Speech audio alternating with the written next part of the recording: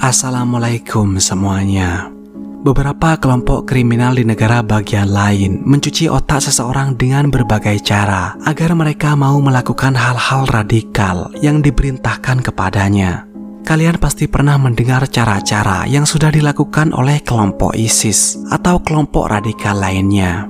Tapi apa hal persis yang dilakukan oleh para kartel itu hingga negara Amerika Latin seperti Meksiko begitu dikenal akan kelompok kartelnya?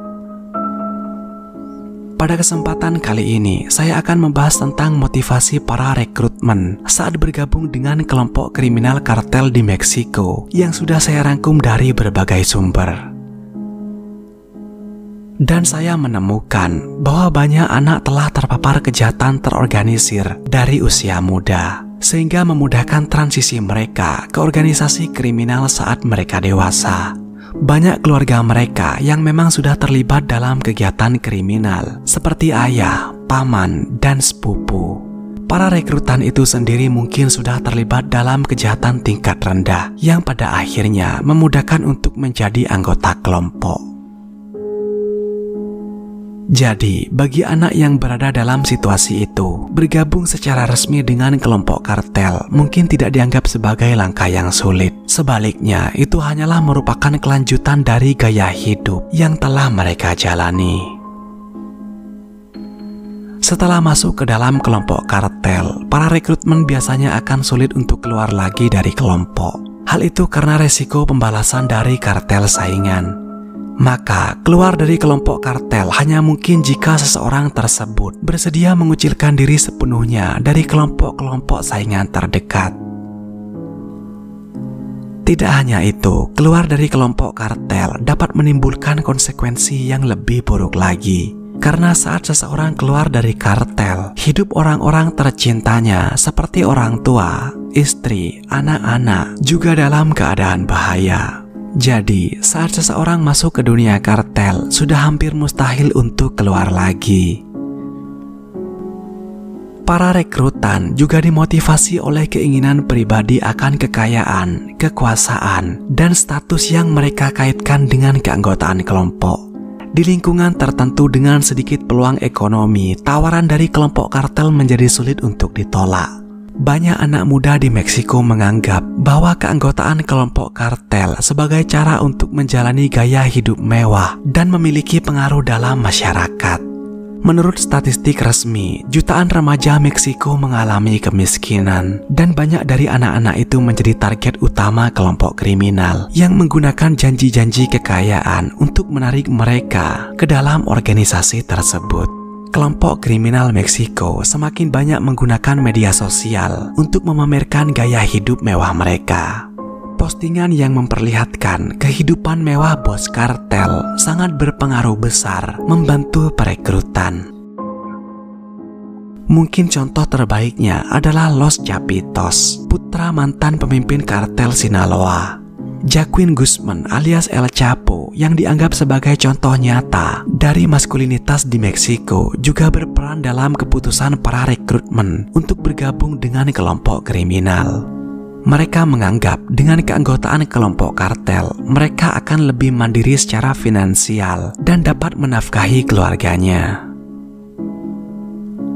Seperti yang sudah saya ceritakan dulu, bahwa setelah para rekrutan bergabung ke dalam kelompok kartel, mereka akan dipaksa untuk melakukan hal-hal yang mengerikan untuk menghilangkan rasa empati mereka.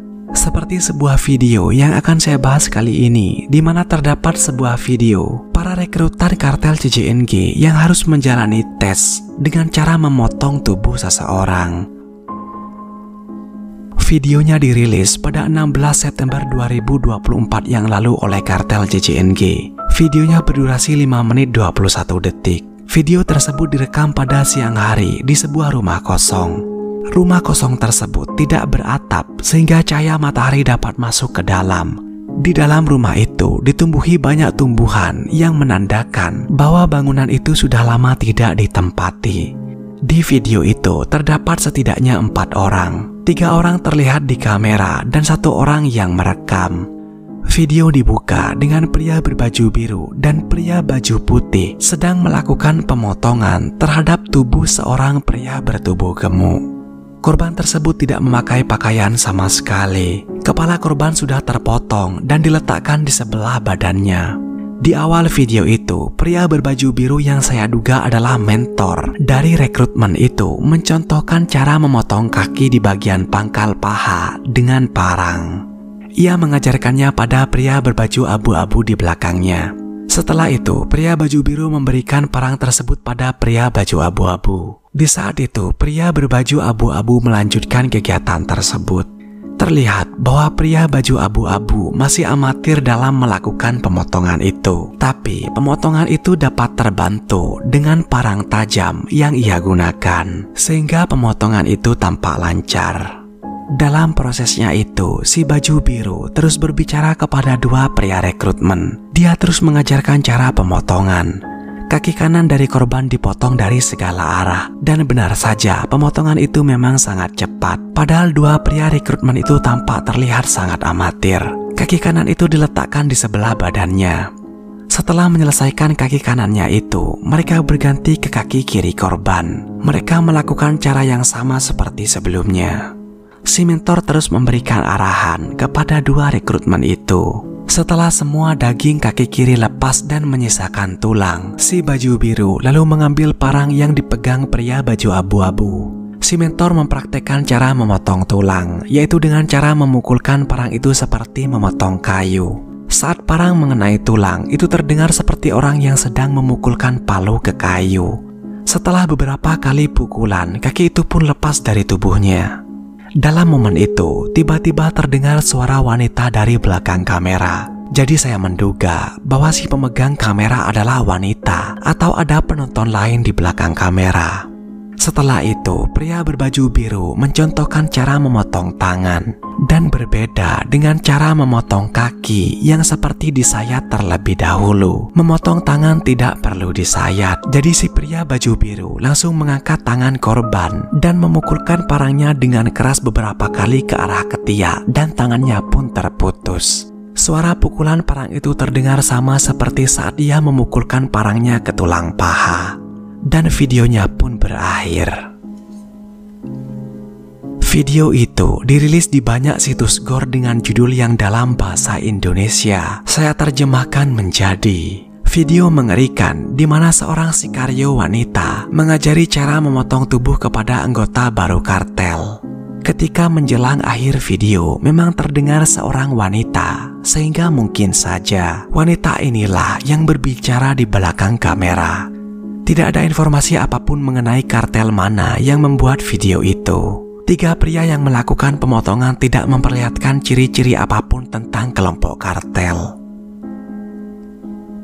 Tapi jika saya melihat foto ini, jenis senjata, model celana, dan warna sepatu, maka sepertinya wanita itu berasal dari kartel CJNG. Jadi, jika suara wanita itu memanglah wanita di foto, kemungkinan besar yang membuat video itu adalah kartel CJNG.